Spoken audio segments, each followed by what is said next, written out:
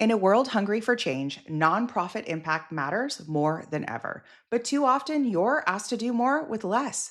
Less time, fewer resources, and tools that weren't built for the way nonprofits work.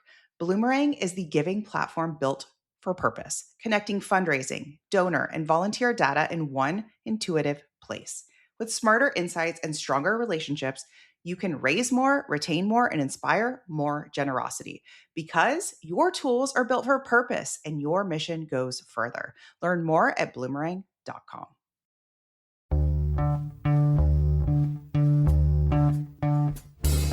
Welcome to the Purpose and Profit Club podcast for nonprofit leaders, mission-driven creatives, and social entrepreneurs. Get ready to stop dreaming and start doing. Here, ideas become action. We prioritize purpose and profit. You ready? Let's go. Welcome back to the Purpose and Profit Club podcast. Now, I'm back from GiveCon, and I have a conversation for you today that every nonprofit leader and fundraiser needs to hear. Because some of the advice being handed to organizations, it sounds smart and responsible and best practice, but it's often keeping orgs quietly underfunded, overworked, and afraid to ask again. So the conversation you're going to hear today was actually recorded live at GiveCon 2026 by Bloomerang, built for nonprofit professionals as part of a panel I was on called The Advice We Don't Put on Slides. So good, right? This is what you need to hear. So you're going to hear us get into things that consultants see behind the scenes, the advice we don't always agree with, and the places where caution, fear, and overcomplication are slowing down your fundraising results. So you ready? Let's get into it. Hi, good afternoon. Hello. I'm Ann Fellman. I'm the Chief Marketing Officer here at Bloomerang, and welcome to our session, The Advice We Don't Put on Slides. This is going to be a fun hour, and I have some friends here with me to help me get through that. And before I introduce you all, I just want to talk about, the things we don't put on slides, the things that, a lot of the advice in the sector is safe and it's nice and we feel good about it. But today, this conversation, it's not. It's not that. We welcome disagreement, okay? So, and nuance is more important than consensus, right? So there's going to be although we have a lot of similar ideas and alignment, but there's nuance and there's difference. And we all have different types of organizations and what we're facing. And so we are going to get into that this afternoon and have a really candid conversation. And so before we do that, let's do some introductions. Julia Campbell, welcome. Thanks for joining us. Thank you. I'm Julia Campbell, and I am a Bloomerang partner, a speaker, and marketing consultant. I host the podcast Nonprofit Nation, and I run the Nonprofit Social Media Summit every November, which Bloomerang is a sponsor of. Yep. And next we have Sam Swaim. Tell us about it. Hello, I'm Samantha Swaim with Swaim Strategies.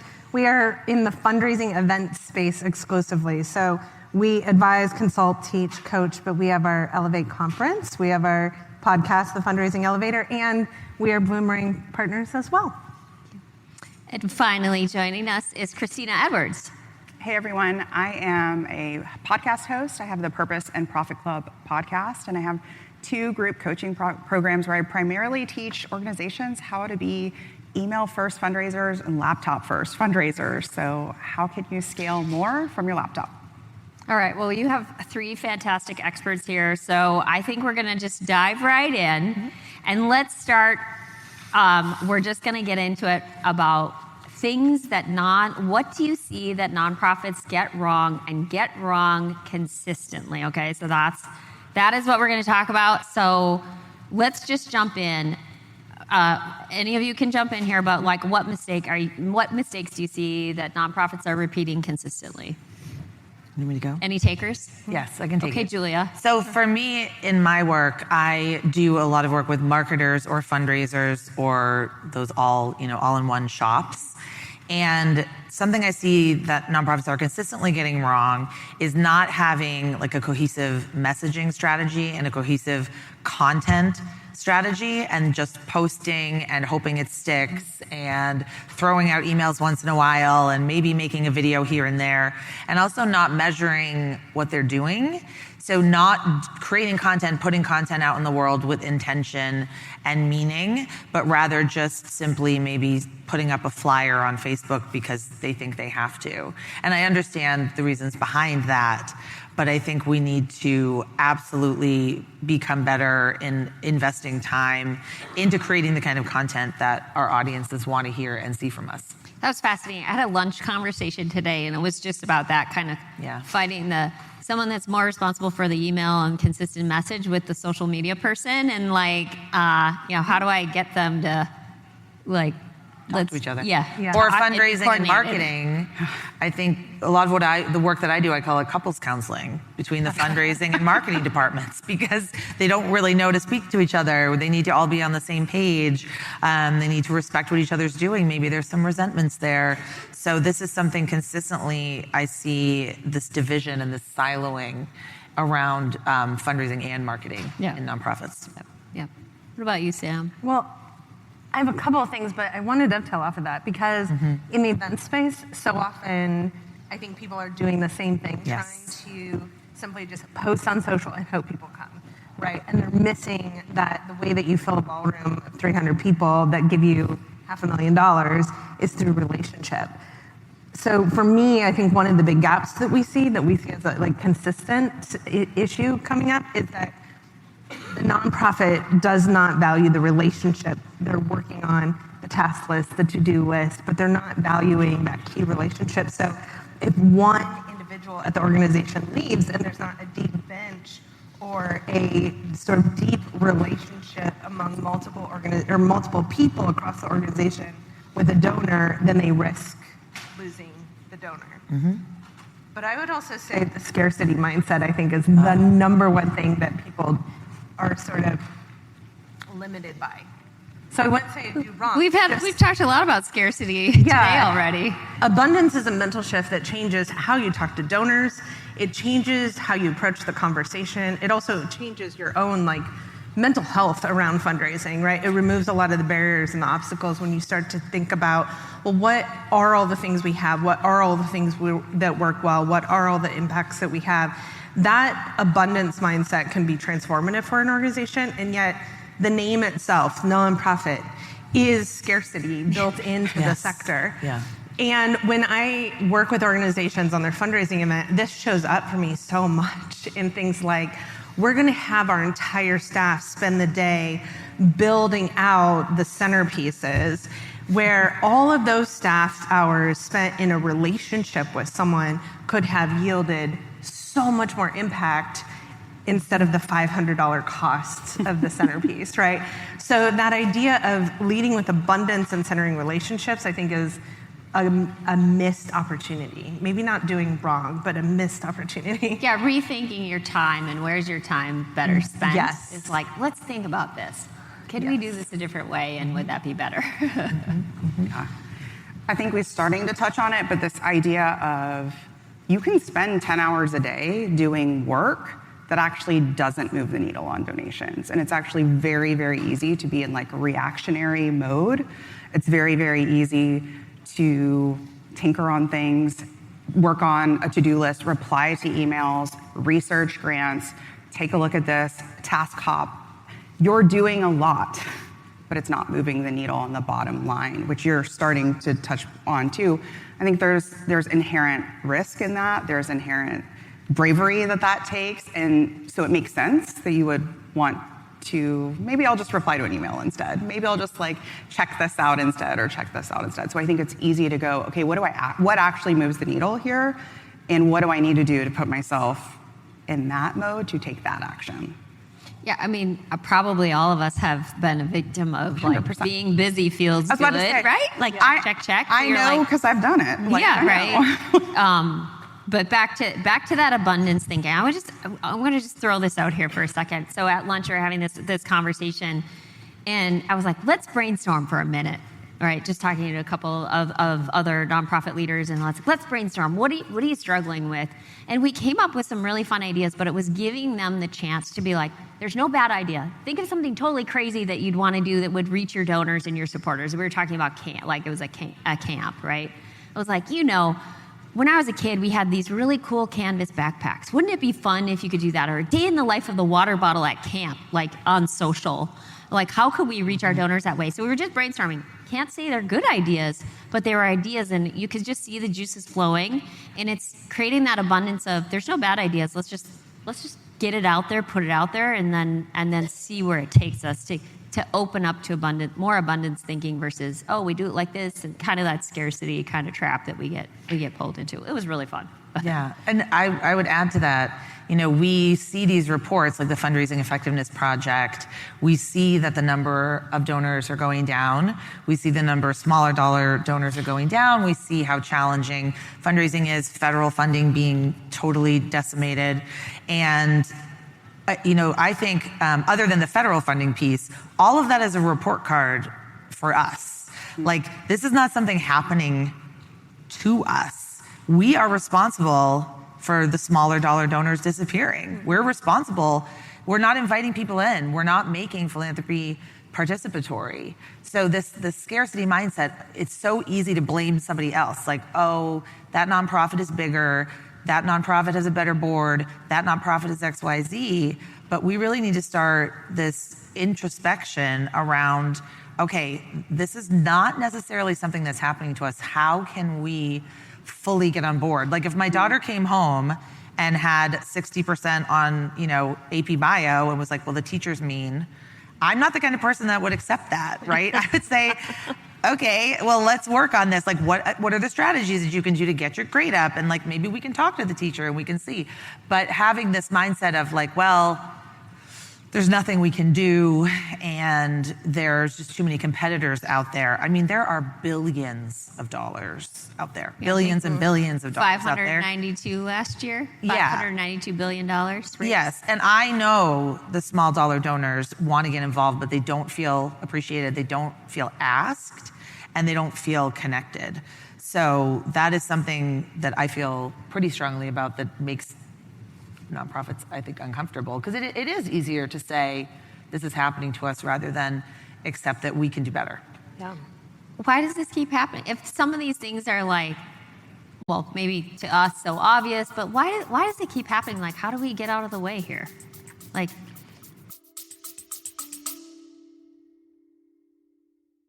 if your nonprofit emails aren't bringing in big donations, it's not because people don't care. It's because your emails aren't built to convert. I'm hosting a free masterclass called Donations on Demand, where I'll show you how to fix and build a repeatable email system that can 2x, 4x, and even 9x your campaigns in less than an hour a week. This is the same approach that I've used to help organizations generate thousands, even tens of thousands of dollars from one single campaign. It's happening on May 7th at 12 Eastern. Go to splendidcourses.com/email to sign up. Sometimes I say it's like turning around a cruise ship. Like, it's not fast, right? I think that even just a smaller shop organization, when there's more than one decision maker, opinion, board, right? It just you're asking a lot of people for opinions. Sometimes you're asking for more opinions, you're asking for actual approval. And so it can feel really arduous, but like to your point, like the call is coming from inside the house. So what do we want to do about it? And I think there's also this thing that happens, which is if donors are disappearing, I'm saying it in quotes because they are not, right? Mm-hmm. Then I think you start acting weird to the donors you have. You start to tighten, you start to disconnect. It's like in an effort to not lose more donors, you actually disconnect from the donors because you don't want to like be too much, ask too, and so it's like the scarcity piece you're perpetuating, and all we want is like, we want to hear from you more. We want to know you more. I also think that scarcity mindset limits innovation. To your point about brainstorming, is that in the scarcity mindset, so often people get stuck in, and I'm sure everyone here has heard this, we've never done it that way, we always do it that way. And that always statement, I think, gets us stuck and limits our ability to be able to think out of the box, brainstorm, get creative. But in my space in fundraising events, I've been doing fundraising events for 30 years. I've never seen more transformation than in just the past 5 years. And I think it's because we are living through a connection recession right now, a term that's been coined by the Wall Street Journal. This idea that we have a divide where between COVID and technology, we are not in community, in person as often, and we are communal by nature, human beings. And so that, I think, is part of why we are seeing repeat donors drop, why we are seeing retention rates decline. It's not that they're not there. People generally consider themselves generous. People generally want to be a part of giving to things they care about, but we're not inviting people in a way that they feel connected to. So I feel like right now, one of the easiest things we can do is things like, I know this is going to be controversial, but don't have your board meeting on Zoom. Like, a simple solution is bring people back in a room together to be in conversation. Have a staff retreat, like get out and laugh together. Like some basic tactile things we can do to kind of inspire that connection again and invite people back into our organizations. The tactile thing is a really good point. Even it can be as simple as like, or go get your team outside, or I used to do, I'd have like Lego kits and coloring books and other things like, woo, I heard that. Love Lego. But those things get our brain on a different plane, if you will. Yeah. So that we can break out of the mindset thinking of, well, we do it like this. And it was like, well, but do we have to? Like, let's just for a minute allow ourselves to think crazily. If we had everything under the sun, what would we do? And that's really good to bring together people that have really opposing viewpoints. So I'm on the school board where I live, and we really have some very divisive people and opinions on the school board. And Bless you for doing that, by the way. It's okay. And it was coming to a point where we couldn't function. Like, we couldn't have consensus. It was disrupting the board meetings. So we did like a half-day Lego tactile thing. We were paired with the person we least wanted to be paired with. We had to like complete these challenges. And while, it's not going to help me change my views and my values and what I stand for, it's helping me understand the thinking of another person. So if you have that kind of division in your organization or on your board, I think it's a great idea. I just feel like the being in community is one of the number one things we can do right now. And Clay Buck, who's a fundraising consultant, once said, stop asking, start inviting. We've terminated things like volunteer programs because it was just easier, right? During COVID, we weren't utilizing volunteers, so we let go of our volunteer manager, and then now we don't have robust volunteer programs. Like, find ways to invite people back to your organization.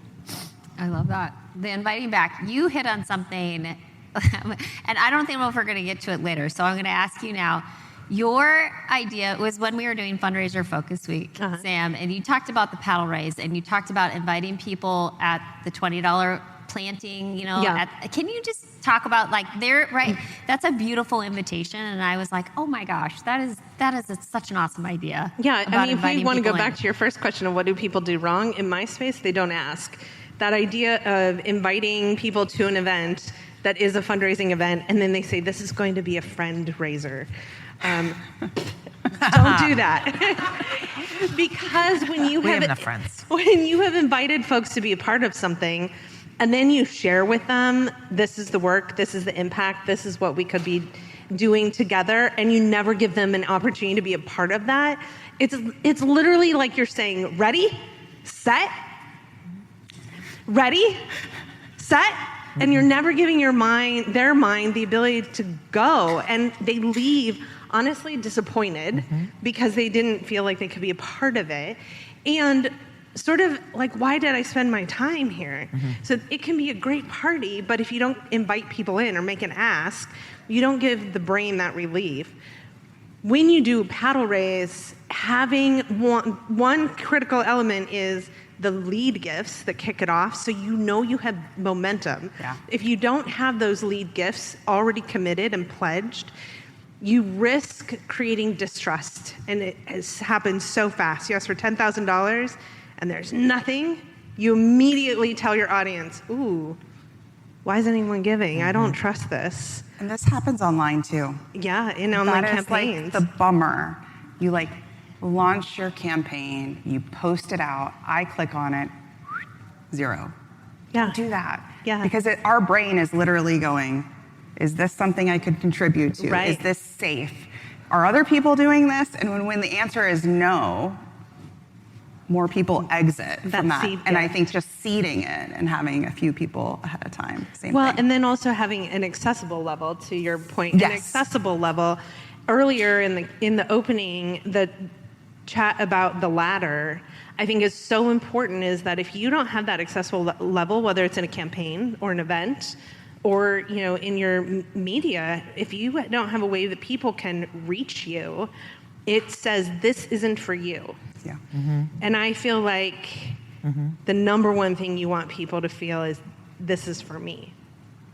Mm-hmm. Okay, so inviting people in, we've talked scarcity.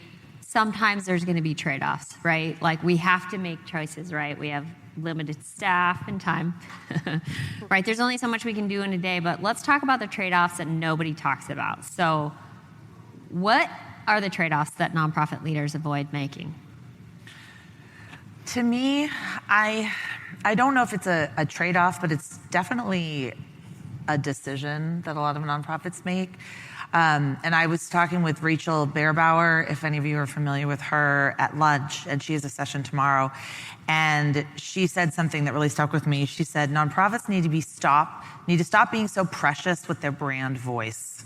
And I thought, absolutely. We need to stop averting our eyes to what's going on all around us every single day.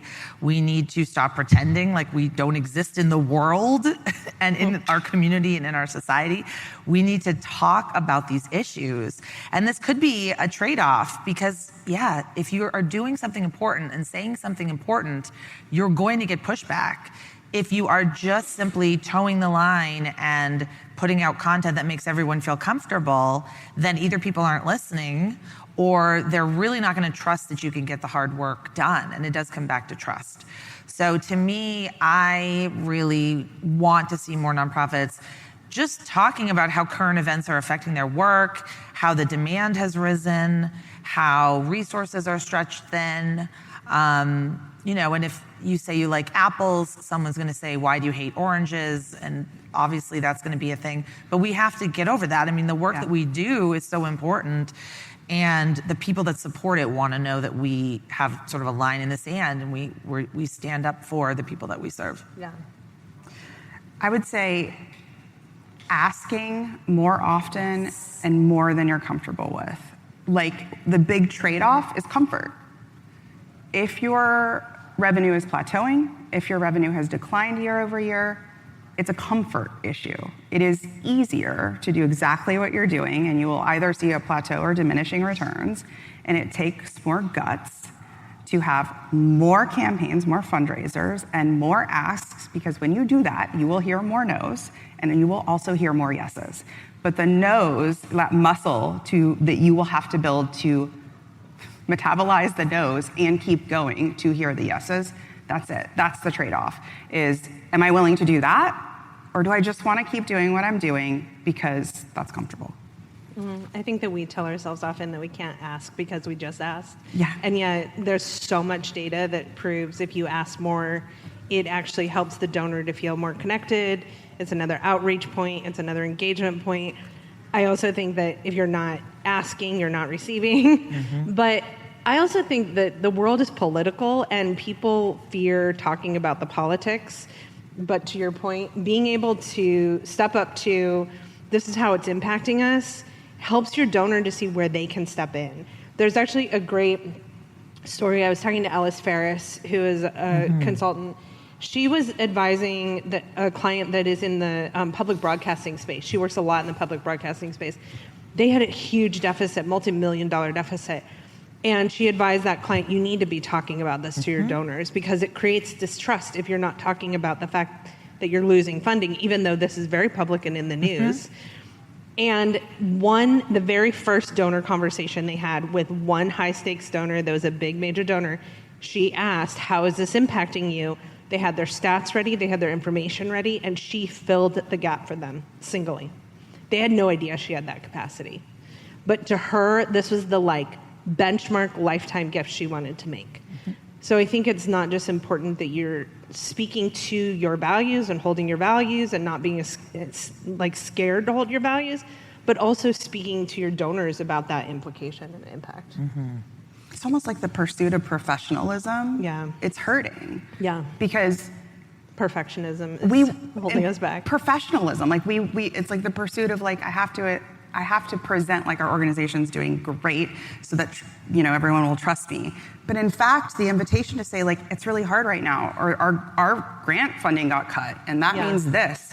Donors are like, oh, we would love to help. Well, I also think you can do both, right? That's to right. be able to be we're really good at this. This is our mission. This is our program. Right. This is what we excel at. Yeah. Unfortunately, this is the This gap. is what we're facing. Yeah.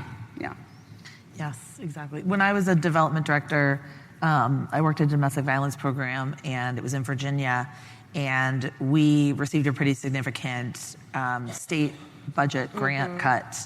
And I do remember being in the room with the board and the executive director, and all of them saying, well, we can't say anything because it was very politically motivated, and specifically against programs that served women and girls and all this fun stuff. So to me, I thought, okay, it's a fact. Okay, we're not expressing an opinion.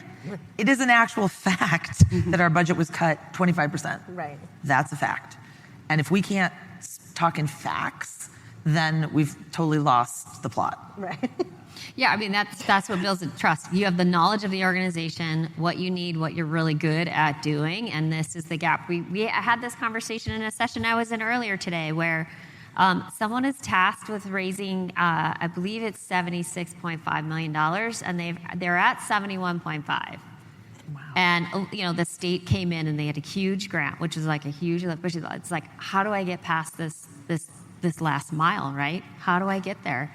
And it was let the community know about your gap. Yeah. Talk openly about your gap and how good you've been getting to this point, because we've had customers talk about, they went to the next major donor, they were just having a conversation, and all of a sudden they're like, I will do a match if you raise another $100,000 by the end of the year. And it was and they did it, and they surpassed their goals. And so it is about acknowledging that gap, making that ask. It can be surprising. You just tapped into something though with a match that I think is important, is that people want to be a part of something successful, and they also want to be a part of something that's collective, right? I want to join that. If everyone else is joining, I want to be a part of that. Yeah. So I think that that's a powerful tool that doesn't get utilized. Yeah, you realize your dollar can be doubled. Yeah. You're like, oh yeah, that seems like a great way to contribute. And oftentimes I'm a sucker for that. I'm the first donor to be like, match. I'm gonna. I'm in. There's a match. We should briefly address matches, because I hear all the time from my nonprofits, do matches even work anymore? And I feel like you're nodding, so you're with me. Mm-hmm. Yes, we're in the pool. We see it too much. We are yeah, match. It totally still works. It absolutely works. Yeah. Well, it's that sense of why this, why now. Yeah. So when I teach social media, you always have to have a why this, why now. It could be a great story, but when you're fundraising especially, why am I paying attention to this right at this moment? Right. And a match is a great way to do that, and the data does show that it does work. Yeah. Can we talk about discomfort for a minute, and just thinking about clients that you've advised over the years? What's something that you often advise that's really uncomfortable to hear? Is there anything we haven't hit on there? Well, for me, it's always the client story. So often we work with organizations that say, especially organizations that are dealing with any direct social service support where someone has been in a state of crisis, the immediate response is, we don't tell our client story. Confidentiality, we do not tell our client story. And yet there is a ton of data behind the fact that, one, a client story moves giving significantly more, and two, the client story is something that, if done well, if done ethically, if done with trauma-informed care, can actually be a healing part of someone's journey. So we frequently are coaching an organization toward the paddle raise moment at their event, which is your biggest revenue opportunity at an event, hands down, in which we ask everyone to turn their focus on one story, not every story, one story, that represents the impact of your work, and then move into the fundraising paddle raise. And so often the barrier to get to telling that story is this fear of poverty porn, right? That idea of like, we're gonna, the sad kitten in the cage sort of fundraising. And it is an old model of fundraising. And we've learned better. We've learned that you can actually tell a story in a very ethical, trauma-informed way with kindness and care that is part of a powerful journey that connects people deeper to the giving. So I frequently run into that kind of like gap. The safe model is frequently, we'll just go to the list of programs we offer. Yeah, that's sanitizing it, right? Yeah. Versus and an it's emotional story. Not emotional, yeah. Also, you don't have to cry. That story does not have to lead people to cry. We have over 300 plus emotions. We feel you do not have. You can feel nostalgic. You can feel excited. You don't have to cry. I would say send more emails than you're comfortable with. Like, sending more emails can change your fundraising life, and it's going to be uncomfortable. You're maybe hear some pushback about it, but email and social media are not the same.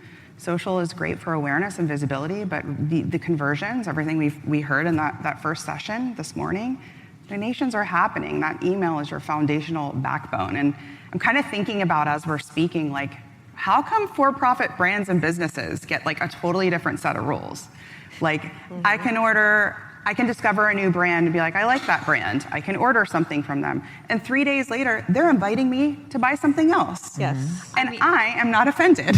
I'm kind of excited. How many emails do you get from whatever you just bought or you looked at, pair of shoes, bed sheets, whatever, and you're getting 5 emails a day? It must work. It must work. Does. It's as if it does. I think we think we are not for-profit. We are not capitalistic. We are not going to be like that. And yet, that is what your audience knows, is seeing, and how they are buying and shopping for their product. Why don't you want your brand to be in front of them in the same way?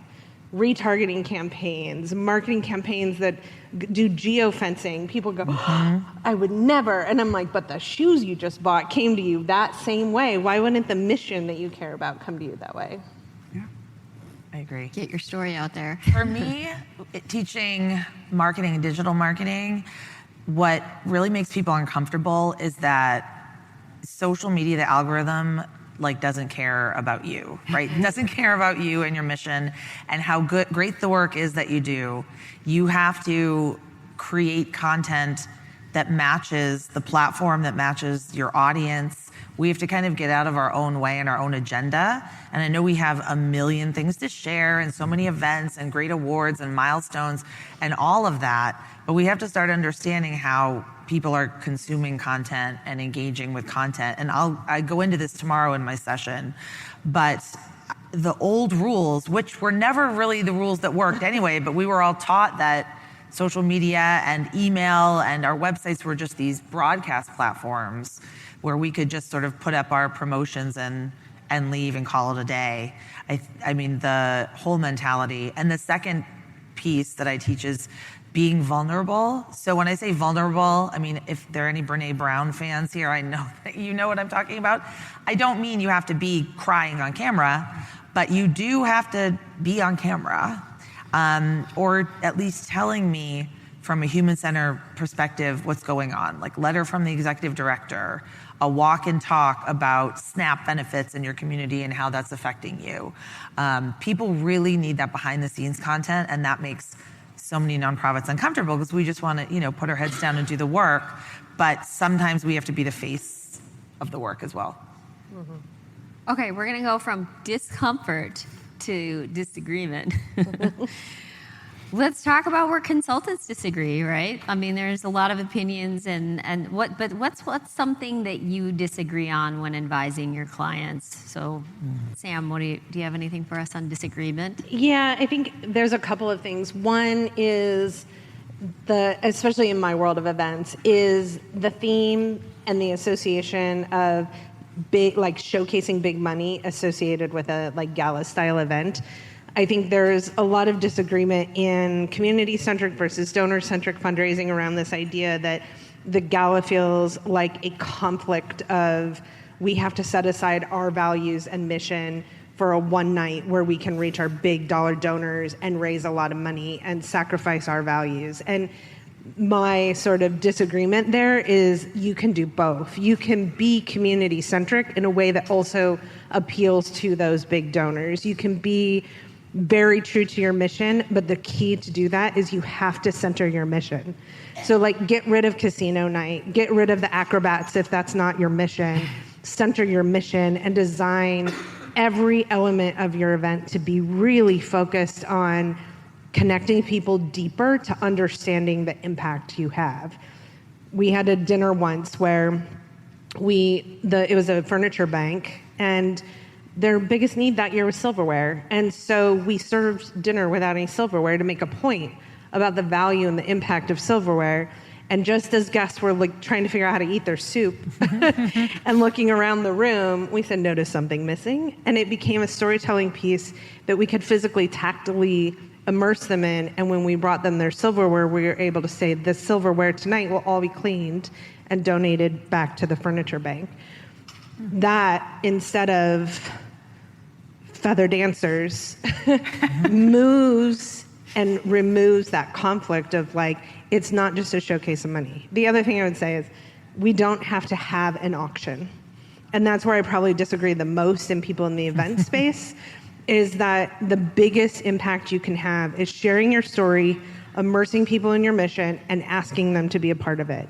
You do not, if you don't have the people and the bandwidth, you do not need to spend hours and hours and hours of your time putting together silent auction packages, putting together live auction packages. You can really simplify to something even more powerful and raise more money and spend less time. You do not have to have an auction. It works for some people, but it doesn't have to be there. Yeah, sometimes the event is like a long walk to make a dollar, right? Yeah. And if your event is the event you just described without the silverware, I'm all in, right? Yeah. Where there's like this depth or this meaning, there's like a before and after. It's a story. Like before I came to the event, after I'm changed, right? But I see a lot of people think their 5K is gonna fix their fundraising problem. Right. And all they did was tire out their staff, their board, their volunteers, everyone. And it was like, it was a hard dollar, a hard 20K, it was a hard 200K, whatever it raised. And I think as a donor, there's this mentality sometimes of like, I have to give them something. We don't want anything. I don't want the auction item. I remember years ago, I was voluntold to be on the auction committee. Voluntold. For my child's preschool. And my husband was like, hang on a second. So you're asking small businesses to donate gift cards so that we can pay to go to the auction and buy them back. And I was like, yes, that is the plan. That's it. That's it. And he was like, what are we doing? I was like, I know. So yeah, it's like, is there another way to reimagine the event, or do we need the event at all? And if the answer is we don't need the event at all, then I'm like, let's email fundraise, let's do this. One of the things I would say on that is a couple of things I would love to see people do more of we don't need the ominous brand voice. We don't need XYZ organization sending the emails. Like, we want to know you. We want to know the people. Besides the executive director, like, she's awesome too, but I want to know the different voices in the organization.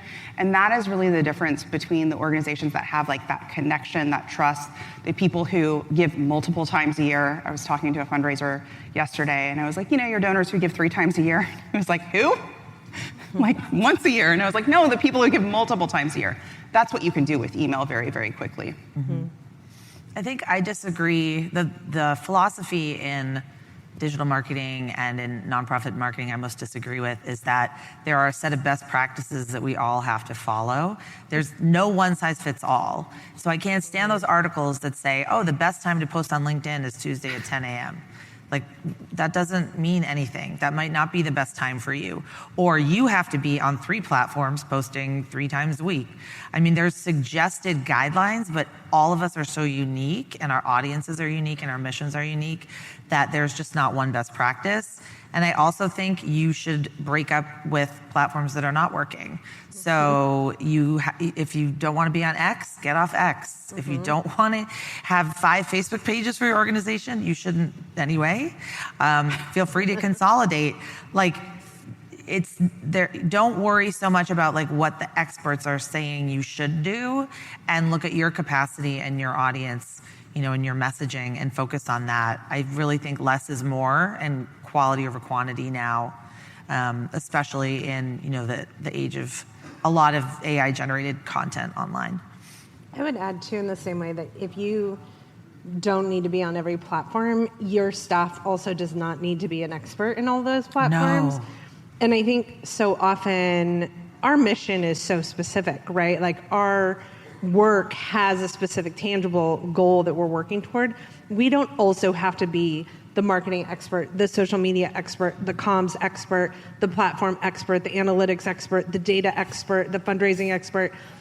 But I think it's okay to hire people who are, because being able to save your staff the heartbreak and the workload by bringing in someone who can do it in 5 minutes versus your staff spending weeks learning how to do something new. I think so often in that scarcity mindset, we try to stretch our dollar and then don't understand that someone who really is truly deeply an expert can have an exponential growth opportunity for you and ease and like not burn out your team. And to add on to that, something that we had talked about before this panel is that so many people in the nonprofit sector come from programs or they're founders. So they don't have a marketing or business background or a fundraising background necessarily. They have passion for the mission, passion for the cause, but yet think they have to be experts in every single little piece, like information technology and HR and all of that. That's really distinct in our sector. Absolutely.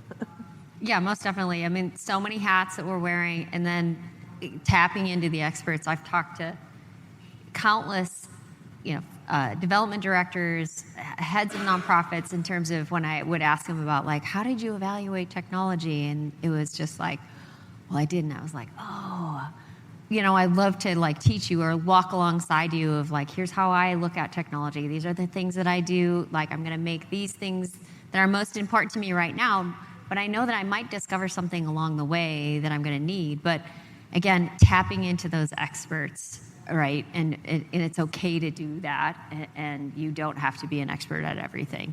And we all collaborate, right? Like, Yes.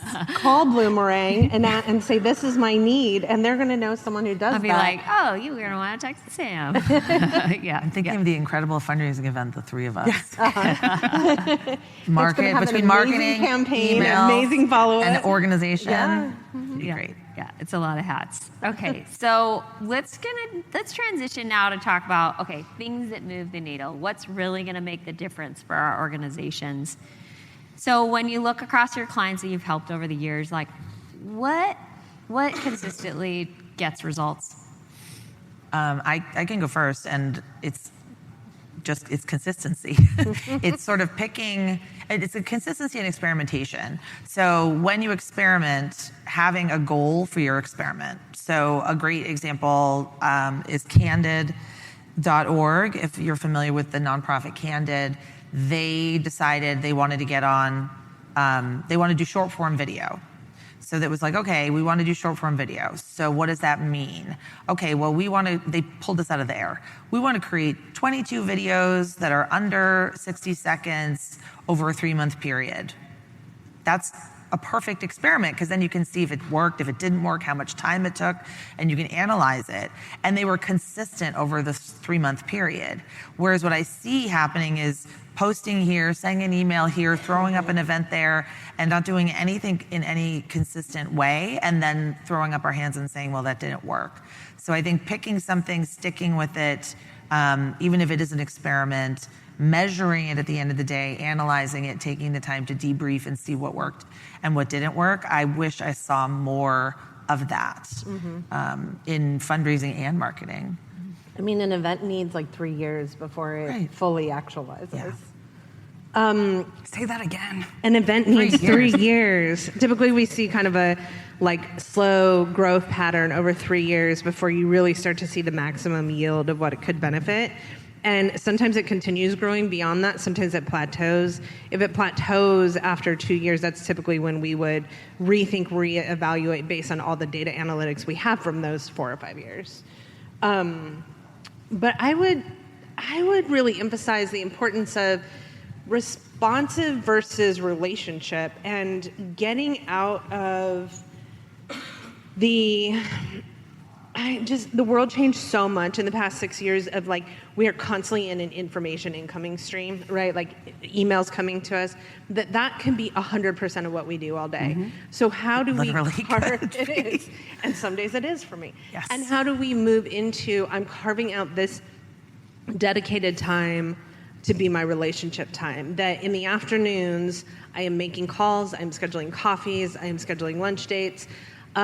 We had a client that specifically set on her calendar a call time, and then her team, this executive director's team, would give her a folder of like, these are who you're calling in your next call time. And it was a 4-hour block every week that she had on her calendar. And then in addition to that, she had one day where she had 3 meeting spots, and it was dependent on her board and staff filling those 3 meeting spots with bring them in and tour them of our facility. So it was just relationship building. System. Yeah, it was a system dedicated toward relationships. So you're not just stuck being responsive, but you're actually carving out that time to be in relationship with people. I think that's what is going to get I love time blocking, too. Yeah. I love it. Me too. Yep. I call those power hours. Power hours. Like, ooh. close everything out. I'm not leaving. Like, I'll put my phone in another room unless I'm calling people, right? But like, that's it. Like, do not disturb. We're not leaving until this is done. Power hours. And you get better at it, and you start treating it like going to the gym, right? And so you're making those calls. Yes. I think even just, we do this in some of my communities where we'll actually do it as a group together, even though we're actually not talking, right? We're just on Zoom together, silent. So if you can even do it with a coworker or a partner, I think that that's even helpful, even if it's across Zoom. One of the things I want to touch on that Julia said is this idea of like, it's almost like you're doing a little bit of this, you're doing a little bit of that, you're never really seeing it through the way Candid did. And it's like, if we go upstream and we're thinking, why? Well, you don't have the resources, or you haven't invested in somebody to help you buy your time back. I sat with somebody at lunch, and she was talking about her constituents, her email subscribers. They live in 3 different places right now. And so she's talking about data migration, and she's like, it's going to be a lot, and I have to do this and this. And I was like, you can just hire somebody to do that. Like, don't get good at that. Don't get, like, that's not something for you to get good at. I don't need to get good at coding for my website. That's not it. It's going, even if it's expensive for me to hire that out, it's still a stronger ROI for me to have that power hour, right? And I know the same is for you. And so there is a culture inside the nonprofit world. It's like, but I could just. And especially now with chat, with AI, and with Claude and all that, and it's like, it could help me DIY it, or can I like hire somebody to help me with this migration, or can I hire somebody to help onboard me with this tech? So that I can go do the thing I'm really great at and go raise some money. And sometimes it's like a tough conversation with your board, and really you being 100% all in and going, I need this. And then sometimes it's even another conversation of like, do I even need board approval for this in the first place? But that's a great question. Do I even need board approval for this? Or do I just want board approval because I feel nervous about this investment? You're yeah. I know. I was like, I saw some post, and I'm like, oh. I get it. Stop asking the board. Stop asking the board. Where's the budget? Yeah. So it's just like the school board, okay? We do not go to the public for every line item in the school board budget. There's not possible. We discuss with shareholders and stakeholders as we build the budget, but then the budget is presented and voted on. Yeah. So that's kind of how if I served on a nonprofit board, that's how I would approach the financials, I know I have a responsibility for the financial sustainability of the organization, which includes fundraising, right? Includes talking about the organization, but includes making sure that there's adequate fiscal governance. But occasionally, if there's a huge project like the high school roof falls in, then your board requires borrowing money, approving printer toner. My favorite executive director was like, "You don't want me to call you about this," and they're like, "No, we don't." Sometimes there's a culture of that. I've got a funny story on this. So someone that works at Bloomerang is on a board, and they're finance, and they were saying. They were arguing over spending another $20 a month at the board meeting on, some subscription for something. And it was like, we have so much, we are doing great financially. We do not need to have this. There's an argument within the board itself to be like, so can we have a rational conversation of where like the board, so if where you're a board member, trust your staff. That's right. Yeah. That's so undermining. I know, isn't that terrible? But I'm sure we've all felt that, right? And like, that's a hard conversation we need to have. And that's a disagreement we're going to need to have with our board or executive director to kind of be like, let's spend our time elsewhere than the $20 or the toner, the printer toner approval. It's just like you said, not giving staff the discretion to make those kinds of decisions. Right. There's guardrails, there's guidelines, there's policies and procedures, but you have to trust your staff. You do have to trust them at some point, and then if you don't, it's a different conversation. Yeah. But you're in your role, and especially for somebody who's been in their role for more than a few months, I'm like, you're in your role for a reason. I do think energetically sometimes it is about stepping up into it and really, I call it like CEO energy, and being like, this is what I need. This is what we're doing. It's not, the roof has not caved in. It's not an emergency meeting. It's me running this organization. And we're hiring somebody for the data migration, and they're great. And I've vetted them, and they're the one. Like, that's it. Yes. Wow. Yeah. CEO I'm calling you. Yes. You want to talk to I know, I'm going to call you when I need a pep talk. Yeah, and when my clients need a pep talk. Okay, I think I have like two more like question areas. I'm just trying to be mindful of time and kind of where we're at. But is there something that people think is difficult, but is actually, is there something is actually simpler than people are really thinking in their head that actually works, right? Like they're like, oh, that's hard. No. I mean, it's not that complicated and it works. Try this. Is there anything where you get the resistance to want to like do a thing, but you're like, no, it's much easier? And I know it's gonna be like email more. No, it's not. You know what it is? I feel like it's the rumination. And again, I know that's because I do this. It's like the dread of something takes more time than the action of doing something. For me, this would be like, I just really don't like getting ready for my taxes every year. Like, it's all there. It's in QuickBooks, and I have somebody do it. Like, it is, the anticipation of it is like, I'll dread it for a month, 2 months. The action, because I've timed it before, it's like 3 hours of my time. That's it. That's all. And so I think we do this with a lot of very important things. Calling donors, following up with donors, like doing the hard thing actually doesn't take a lot of time. We do like board textathons, board phonathons. So it's like, we can do it in 30 minutes. It is the dread of it, of like, well, that's what, it's the rumination. Yeah. I would add asking for money. Like, I think that people think it's really hard. They put it off. They have a million other tactics of things that are keeping them busy. I don't have enough time because the ask is intimidating or scary. And that is an area where I feel like it is actually so much simpler, so much easier, because it is really just inviting people in. It's asking, tell me your story and your connection. It's listening. Make-A-Wish, right? Tell me your story, your Make-A-Wish story. How did you first get involved? They start to tell you, and then it's really easy to be able to invite them to do it again and invite them to participate again. We would love to have you donate again. That, I think, is something that people put off. And yet, without that, people feel a sense of, I can't figure out how to participate, so I'm not going to. Like, people don't just give because of altruism. They give because of the relationship, the sense of collective action, the community. And we put off that one thing so often, and yet it's sometimes the best part of the job. I think building on the ruminating piece, I get Seth Godin's blog every day. They're really short, and some days they're just so spot on. And he sent one a few weeks ago it really was like one sentence, and it said, it's 2 sentences, you don't need more time, you just need to decide. And I was like, I felt so like, you're like, whoa. How dare you? It's absolutely true. I have 7 notebooks of ideas and things. I have like my next book, I have this, I have that, I have podcast guests, and I get so overwhelmed that I tend to just shut down and be like, I'm just gonna watch Real Housewives and not think about the work I have to do.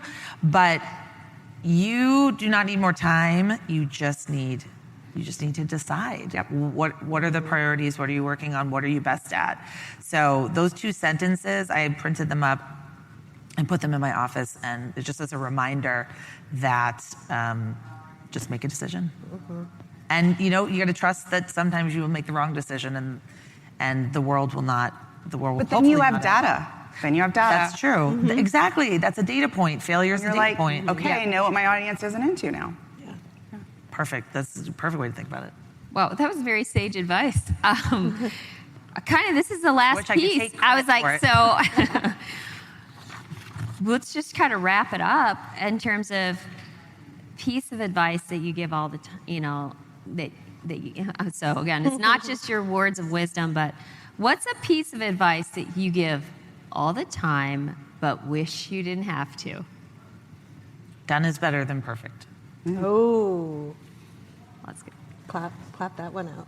Snaps. I would say events don't need to celebrate money. They need to celebrate your mission. Nice. I would say people aren't paying attention nearly as much as you think. And That's true. For me, that's permission to ask again, to send again, to take another action. Like, we're again up in our business. But like, people are like, they missed the email, they missed the phone call. I didn't listen to the voicemail. Like, we're busy, we're distracted. So I tested that theory recently. Yeah. Someone had told me once upon a time, like, you need 7 touch points for a decision, and then that number has gone up. What do you think it is? I tell my clients it's about 17 now. Okay. And I they make that face. 15 is what I heard. I've heard 14. Wow. Yeah. No, I'm not really surprised, but that's, So I did a little test. And? I counted every single touch point, and when we hit 15, all the revenue came in. And I was like, oh my gosh, it's But true. like, if you knew it took 15 touch points to raise more this year, then that's it. Yeah. So then that's the decision. So it's like, Well, like folks that are on the Bloomerang marketing team will laugh when they say, people don't wake up thinking about us every day. no.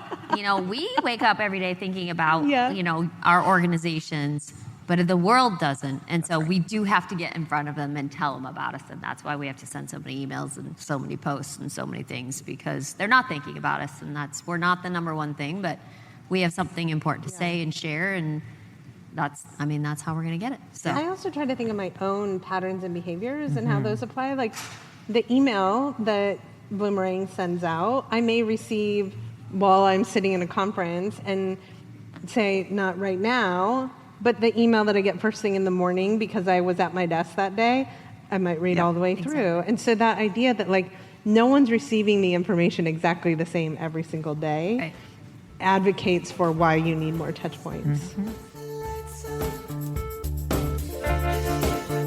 Hey, high achiever. I know your sights are set on ambitious, world-changing goals. In the Purpose and Profit Club group coaching program, you can get the support, motivation, and strategy to accelerate your impact. I like to say it's where the inner work meets big impact and big funding. Go to splendidcourses.com/waitlist and you will be first to be notified when we open up doors, and you'll get special bonuses when you join our waitlist. See you inside.